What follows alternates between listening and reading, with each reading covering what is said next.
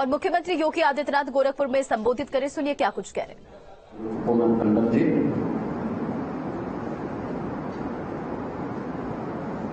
कार्यक्रम के विशिष्ट अतिथि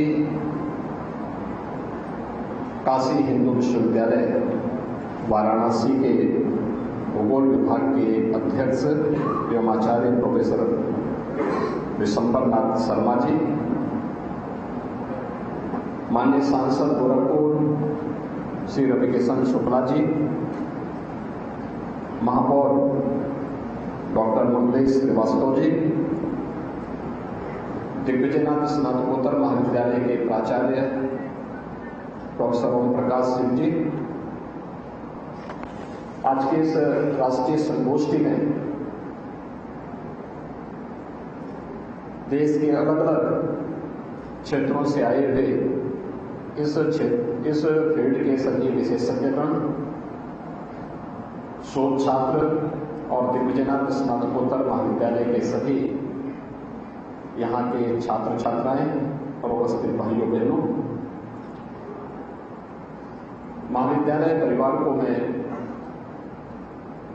एक समसामयिक विषय को लेकर के राष्ट्रीय संगोष्ठी के लिए हृदय से धन्यवाद देते हुए आप सबका मैं अभिनंदन करता हूं। बहुत महत्वपूर्ण मुद्दा दिया है जो पर्यावरण, प्रौद्योगिकी और सतत ग्रामीण विकास। पर्यावरण है क्या? किसको हम पर्यावरण कहते हैं? पर्यावरण जल, भूमि, जीव, जंतु, पेड़ पौधे, इन सब का जो समन्वित रूप है, यही पर्यावरण है। अगर इसका अस्तित्व ही संकट में होगा, याद करिए, भूमि रहने लायक न रहे, जल पीने लायक न रहे, धरती में जीव और जंतु ये दोनों अस्तित्व संकट में आ जाए, तो फिर उस प्रौद्योगिकी का या उस विकास का हमारे जीवन में क्या महत्व होगा। और इसी महत्वपूर्ण मुद्दे को लेकर के राष्ट्रीय संगोष्ठी है जो एक महाविद्यालय के द्वारा प्रारंभ की जा रही है, और जिस संगोष्ठी के माध्यम से लोग इस पर अपने स्तर पर क्या प्रयास हो सकते हैं। अक्सर होता है हम इन सभी मुद्दों को सरकार के भरोसे छोड़ते हैं या संस्थाओं के भरोसे छोड़ते हैं। ऐसे ही जैसे कूड़ा प्रबंधन, शहरी क्षेत्र में कूड़ा प्रबंधन की जिम्मेदारी हमें मान लेते हैं तो नगर निकाय की जिम्मेदारी है, और हम बड़ी आसानी से अपने घर के कूड़े को निकाल के सड़क पे या नाली में फेंकते हैं, जबकि ये नागरिक जिम्मेदारी ज्यादा है किसी नगर निकाय से। और नगर निकाय अगर अपनी जिम्मेदारी का निर्वहन करते हुए नागरिकों को भी इसके प्रति जोड़ ले तो आंदोलन सफलता की नई ऊंचाई तक पहुंच सकता है। इस पर्यावरण को बचाने के लिए प्रौद्योगिकी का योगदान कैसे हो सकता है, एक बहुत महत्वपूर्ण प्रश्न है। कल मैं गाजियाबाद गया था, दिल्ली में गया था, परसों उच्चतम न्यायालय ने एक 5-6 राज्यों को नोटिस जारी की, और नोटिस जारी करते समय पंजाब को, हरियाणा को, उत्तर प्रदेश को, दिल्ली और अन्य राज्यों को नोटिस जारी करके कहा कि जो ये फॉग है, जो ये धुंध है, दिल्ली जब मैं लखनऊ से गया वहां धूप थी, मौसम एकदम साफ था, लेकिन अगले 35 मिनट के अंदर मेरी फ्लाइट गाजियाबाद में लैंड की। तो गाजियाबाद में मैंने देखा पूरा अंधेरा था, जैसे मैं उससे उतरा, देखा मैंने कि बाहर आंखों में जलन हो रही थी। तो मैंने कहा ये धुंध तो नहीं है, ये केवल धुआं भी है, इसके साथ डस्ट पार्टिकल भी इसके साथ में है, ये पॉल्यूशन है। फिर मैंने कहा भाई मोबाइल स्मार्टफोन निकाल के मैंने कहा भाई थोड़ा चेक करो कि नासा की सैटेलाइट इमेजेस क्या बता रही है, कहां पराली जल रही है, कहां पे औद्योगिक पॉल्यूशन के कारण ये समस्या खड़ी हुई है। पंजाब के ऊपर पूरी तरह रेड कलर से रंगा हुआ था, हरियाणा का भी उत्तरी क्षेत्र पूरी तरह रंगा हुआ था। और जैसे ही हवा का झोंका वहां से चला, दिल्ली पूरी तरह अंधकार में डूब चुकी थी। ये चीजें क्या दिखाती है कि हमने विकास तो किया,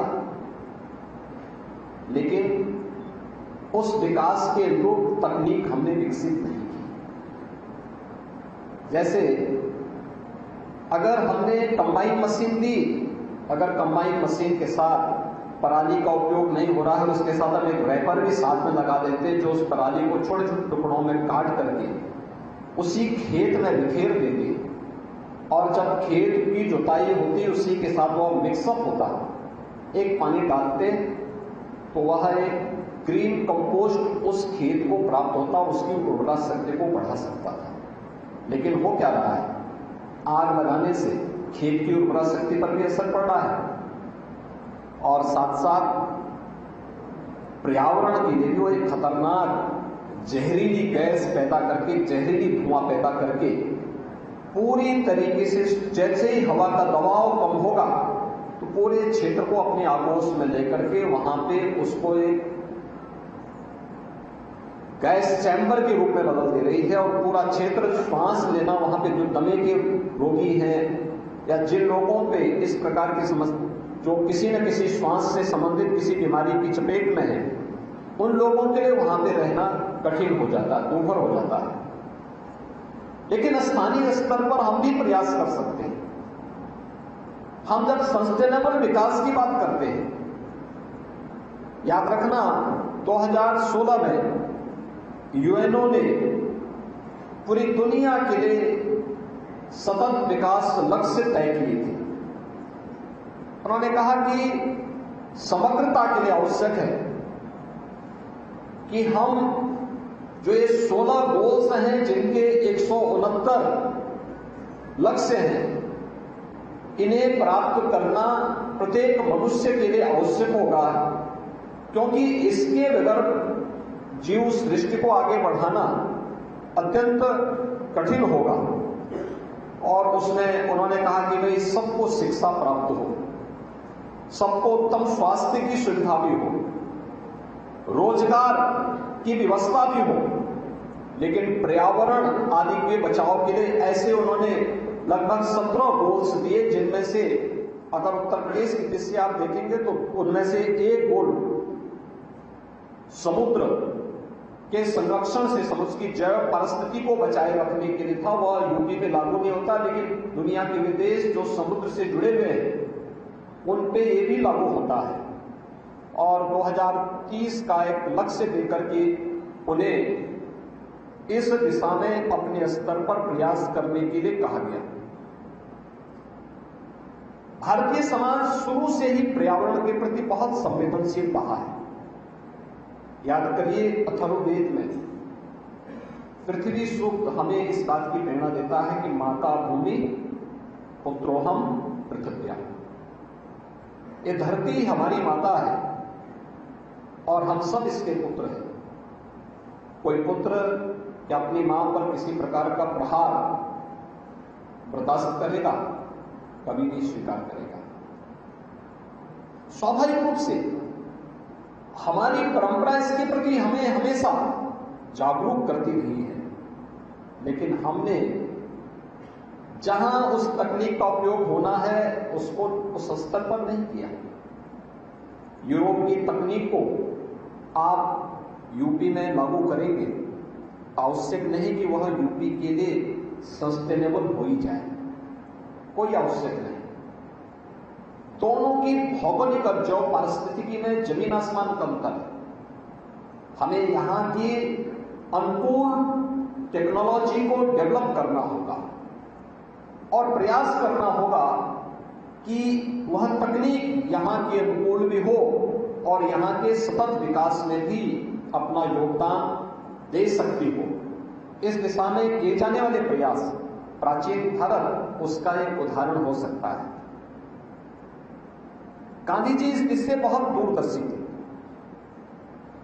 और उन्हें भारत की वास्तविक समझ थी। आपने देखा होगा जब वे ग्राम स्वराज की बात करते हैं, ग्राम स्वराज क्या, वहां मनुष्य ही नहीं, गांव अपने आप में आत्मनिर्भर था। गांव में सभी लोग परस्पर मिलकर के रहते थे। वे भाव और भंगिमाओं से राष्ट्रीयता के साथ जुड़े थे, लेकिन सरकारों पर उनकी निर्भरता लगभग जीरो थी। वे स्वयं अपनी व्यवस्था, अपनी खेती बाड़ी, अपने पशुपालन, अपने स्वयं की आजीविका का सृजन करते थे, व्यापार संचालन करते थे, गवर्नमेंट को समय पे अपना टैक्स भी दे देते थे और गांव की पूरी व्यवस्था को अपने आप ही संचालित करते थे। गांव की सड़कों को ग्राम पंचायत स्वयं बनाती थी और गांव के कूड़े प्रबंधन के लिए हर गांव में एक खाद का गड्ढा भी होता था, पशुपालन के लिए चारागाह भी होता था, गांव का अपना बगीचा होता था, गांव के अपने तालाब होते थे। इन सब का अपना महत्व था। याद करिए, तालाब बरसात के जल को वहां पर एकत्र करने का एक माध्यम है और एक एक बूंद जल का उपयोग किया जा सके। बरसात में पानी बरसता है, पूरा पानी बह करके चला जाता है, हमें उसका पता नहीं होता है, लेकिन आगे के 6 महीने हम पानी के लिए तरसते हैं। हमने विकास का मॉडल कौन सा अपनाया? गांव के पहले तालाब गांव के जल की आवश्यकताओं की आपूर्ति का एक माध्यम बनता था। हम लोग उस जल का उपयोग करते थे अपने लिए, अपने पशुओं के लिए, अपनी खेती बाड़ी के लिए और उसको बेहतर तरीके से उसके संरक्षण का दायित्व भी गांव के पास था। लेकिन विकास हुआ, हैंडपंप आ गए, पाइप पेयजल की स्कीम बन गई, हमने गांव की नाली को उस तालाब के साथ जोड़ करके उसको भी प्रदूषित कर दिया। और इस क्षेत्र में इस डेवलपमेंट का एक नया मॉडल क्या मिला? इंसेफ्लाइटिस की बीमारी के रूप में। इंसेफ्लाइटिस ने 40 वर्ष में 50,000 बच्चों की मौत केवल पूर्वी उत्तर प्रदेश और उत्तर प्रदेश के उन क्षेत्रों में हुई है जहां पे डेवलपमेंट के इस नेगेटिव मॉडल को हम लोगों ने स्वीकार किया। हमने उसके लिए अलग से कोई व्यवस्था नहीं की। ऐसा नहीं कि मॉडल देश के अंदर कोई न कर रहा हो। पंजाब के अंदर एक संत ने एक मॉडल खड़ा किया, उनका मॉडल देसी मॉडल। 2 मॉडल आपके सामने। एक मॉडल है नमामि गंगे परियोजना के माध्यम से गंगा की अविरलता और निर्मलता को बनाए रखने के लिए किए जा रहे प्रयास के तहत उसके भी परिणाम आपके सामने आए हैं। गंगा 2016 में नमामि गंगे परियोजना लागू होने के पहले जितनी प्रदूषित थी, आज जब उस मॉडल को लागू किया गया, नए एसटीपी लगाए गए और इस सीवेज ट्रीटमेंट प्लांट के माध्यम से जब वहां पे शहरी सीवर को, ड्रेनेज को उसके माध्यम से ट्रीट करके गंगा जी में या सिंचाई के लिए उसका उपयोग होने लग गया, पहले की तुलना में गंगा शुद्ध हुई। जलीय जीव वहां पे फिर से दिखाई देने लग गए। गांगे डॉल्फिन के लिए जानी जाने वाली डॉल्फिन फिर से वहां पे दिखाई देने लग गई। अब गंगा जल में स्नान करने से प्रदूषण के कारण जो लाल लाल चकत्ते बॉडी पे पड़ते थे, अब वहां नहीं पड़ रहे हैं। पहले से ही जो उसमें प्रदूषण की मात्रा थी काफी हद तक कम हुई है। लेकिन एक मॉडल वह जो गांव के लिए स्वाभाविक रूप से यह मॉडल महंगा है, खर्चीला है, ग्राम पंचायत या नगर निकाय के लिए सस्टेनेबल नहीं हो सकता। दूसरा मॉडल एक संत ने दिया, वह है सिचुअल मॉडल। हम गांव की ही अंदर थोड़ी देसी तकनीक का उपयोग करते हुए, देसी तरीकों का उपयोग करते हुए जल की शुद्धि का एक माध्यम बना सकते हैं और उस माध्यम से हम जल को प्रदूषित होने से बचा सकते हैं और जो शुद्ध जल होगा उसका उपयोग खेती बाड़ी के लिए कर सकते हैं, कपड़ा धोने के लिए कर सकते हैं, पशुओं के लिए कर सकते हैं, उसका वहां पर बागवानी के लिए कर सकते हैं, फुलवाड़ी के लिए कर सकते हैं, किचन गार्डन के लिए उसका उपयोग कर सकते हैं। दूसरा, हमने गांव में पहले व्यक्ति सब्जी या कोई सामान खरीदने के लिए जाता था, बैग लेके चलता था। बैग लेकर के आज जाना बंद कर दिया, प्लास्टिक की पॉलीथीन लेकर के जाता है और उपयोग करने के बाद फिर उसको फेंक देता है। और पॉलीथीन फेंकता ही नहीं है बल्कि घर के कूड़े को उसमें रख करके फिर सड़क पे फेंकता है। नालियां चौक होती है, एक समस्या वहां से। अगर उस सड़क में फेंका तो गाय खाएगी तो गाय भी बीमार होती है और वो प्लास्टिक सड़ेगा भी नहीं, तो कई कई वर्षों तक वह आपके पर्यावरण को भी चुनौती देगी। अगर कहीं उस पर आग लगा दी तो उसके कारण भी जो कार्बन मोनोऑक्साइड उससे उत्सर्जित होगा, उसके कारण भी एक नया पॉल्यूशन की समस्या खड़ी हो रही है।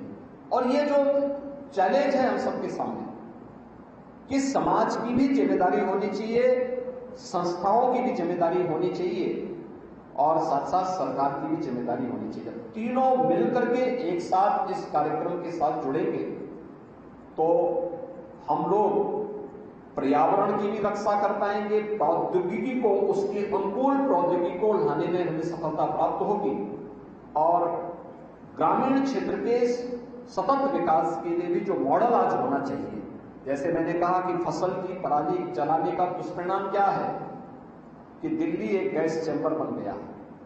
एनसीआर के पूरे क्षेत्र में पोर्ट को बहुत सख्ती से वहां पे कानून लागू करना पड़ रहा है, आदेश लागू करवाना पड़ रहा है,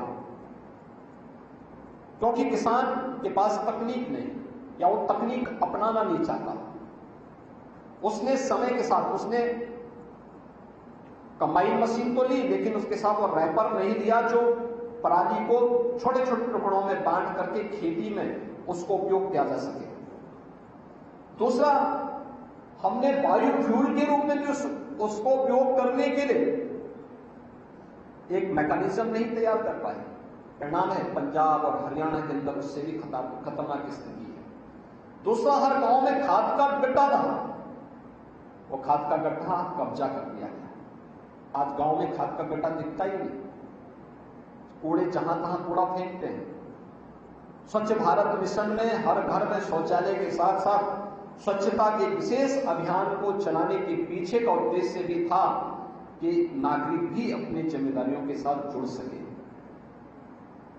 लाइट की भी कितना हम यानी किस प्रकार से करते हैं। भारत प्रधानमंत्री जी ने तय किया है 2070 तक भारत को डेवलपमेंट का एक ऐसा मॉडल एडॉप्ट करना है जो कार्बन उत्सर्जन को जीरो करने में सहायक होगा। कार्बन उत्सर्जन को जीरो करने के लिए क्या प्रयास हमारे स्तर पर हो सकते हैं? एक भवन के मॉडल, पहले गांव में भवन कैसे बनते थे? आप गर्मियों में उन घरों में रहेंगे तो एक ठंडे रहते थे, सर्दियों में वहां जाएंगे तो एक गर्म कमरे अपने आप ही, एक घर अपने आप ही छोटे होते थे लेकिन गर्म दिखते थे, गर्म रहते थे। यानी अपने आप ही वे पर्यावरण के अनुकूल वातावरण देने में सक्षम थे। ये हमारी पुरानी तकनीक थी। आज हमारे घर कैसे हैं? सर्दियों में अगर बाहर टेम्परेचर 3 डिग्री है तो उस घर के अंदर आप जाएंगे तो -3 तक जरूर पहुंचा देगा। गर्मियों में अगर टेम्परेचर बाहर 44 डिग्री है, उन घरों के अंदर जाएंगे तो वह 47-48 डिग्री तक उस टेम्परेचर को जरूर पहुंचा देगा। यानी वह पर्यावरण के अनुकूल भी नहीं है। हमने नकल की लेकिन अकल नहीं लगाई। हमें उसके अनुरूप मॉडल देखने पड़ेंगे, बनाने पड़ेंगे, ऐसा नहीं कि न किया जा सकता। और इसी में संस्थाओं की जिम्मेदारी ज्यादा बनती है। राष्ट्रीय संगोष्ठी के साथ साथ इस प्रकार का प्रोजेक्ट वर्क को अपनाना। क्या मॉडल हो सकता है? हम किसी एक गांव को ध्यान में रख करके कार्य कर सकते हैं। गांव की नाली, वह गांव के तालाब में नहीं जाएगा, गांव का तालाब साफ रहेगा। यह जल संरक्षण के लिए रहेगा। गांव का पानी जल संरक्षण के माध्यम से जब ग्राउंड वाटर के रूप में बदलेगा तो शुद्ध जल के रूप में शुद्ध जल ही हमें फिर हैंडपंप के माध्यम से, पाइप पेयजल स्कीम के माध्यम से प्राप्त होगा। लेकिन उसका भी माध्यम भी तो देना पड़ेगा। और दूसरा जो गांव का ड्रेनेज है या गांव का सीवर है, उसको कहीं एक ऐसी इतनी दूर गांव से ले जाना जहां पे फिर उसकी देसी पद्धति से ट्रीटमेंट कर सके। सिंचेवाल मॉडल को हम लोगों ने देखा। उसको अगर आप उसके जल को यानी सीवर के जल को भी अगर आप एक गिलास जल लें तो आपको एकदम नीट एंड क्लीन जल देखने को मिलेगा। बहुत साफ सुथरा जल, कोई बदबू नहीं, किसी प्रकार की उसमें दुर्गंध नहीं, और पूरा सुथरा साफ एकदम क्लीन वाटर है। वह एक मॉडल खड़ा हो सकता है। उस देसी मॉडल को हम लोग भी अपने तरीके से यहां पे अपना सकते हैं। मुझे याद है, मुझे आज से लगभग 12 वर्ष पहले एक स्थान पर वहां पे जल जमाव होता था, खूब जल जमाव होता था। 1-1 फुट 1.5 फुट पानी लगता था। बरसात हुई, 1 घंटे 1 फुट पानी लग गया कैंपस में। मैंने कहा इसका समाधान होना चाहिए। अब समाधान क्या होना चाहिए? मैंने कहा रेन वाटर हार्वेस्टिंग बनाओ। मैंने एक प्रतिष्ठित संस्था को बुलाया। मैंने कहा भाई आप मुझे बताओ इसका। उसने मुझे 15 लाख का बिल दे दिया। मैंने कहा 15 लाख तो बहुत है।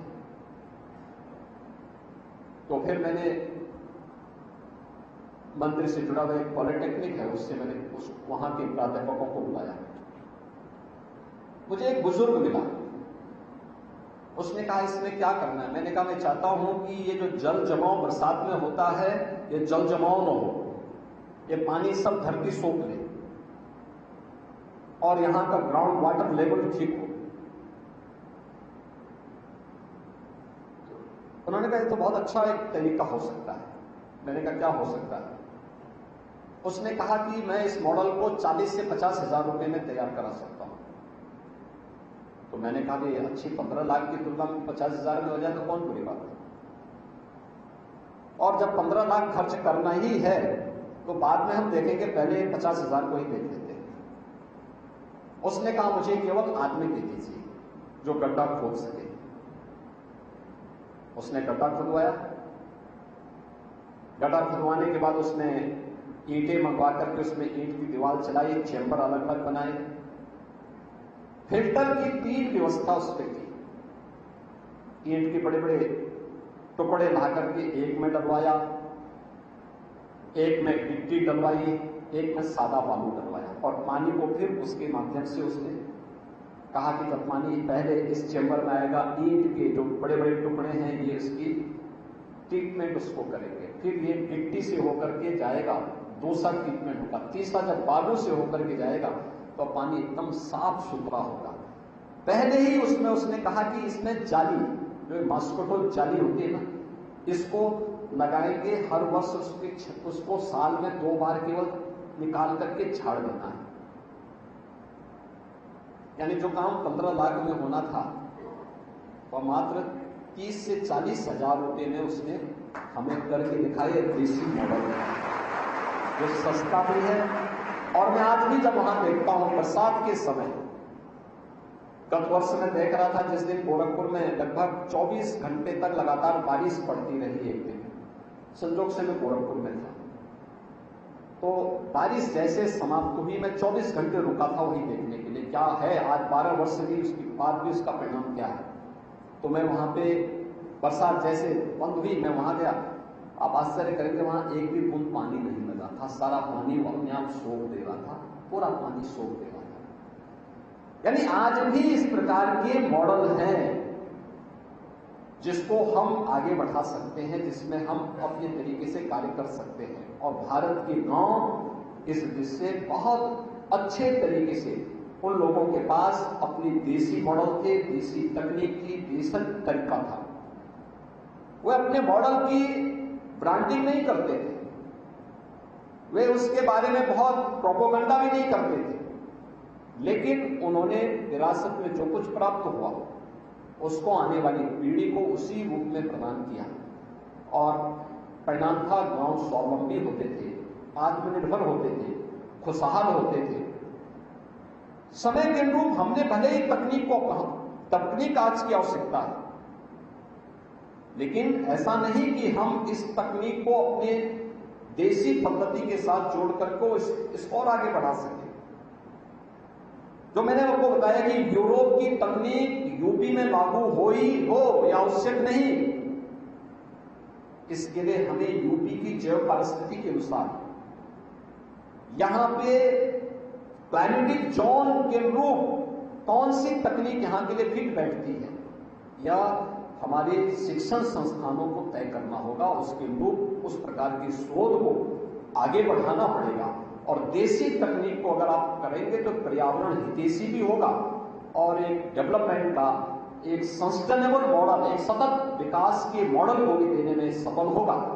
इस राष्ट्रीय संगोष्ठी को जो 2 दिनों तक चलने वाली है, यह राष्ट्रीय संगोष्ठी इस दिशा में किसी एक निष्कर्ष की तरफ बढ़ने में सहायक होगी। इस विश्वास के साथ मैं इस पूरी राष्ट्रीय संगोष्ठी के लिए हृदय से धन्यवाद देते हुए, जो भी यहाँ पे अतिथि वक्ता आए हैं, विशेषज्ञ बनाए हैं, शोधार्थी आए हैं, उन सबको इस कार्यक्रम में भागीदार बनने, अपने रिसर्च पेपर उपलब्ध कराने के लिए हृदय से धन्यवाद देता हूं और विश्वास करता हूं कि हम थोड़ा स्थानीय मुद्दों पर फोकस अपनी बात को करेंगे और कुछ नए मॉडल देने में और कुछ प्रोजेक्ट वर्क भी इस दिशा में प्रयास प्रारंभ कर पाएंगे, तो उसके परिणाम बेहतर आ पाएंगे। आप सबके प्रति मेरी शुभकामनाएं। धन्यवाद। जय हिंद।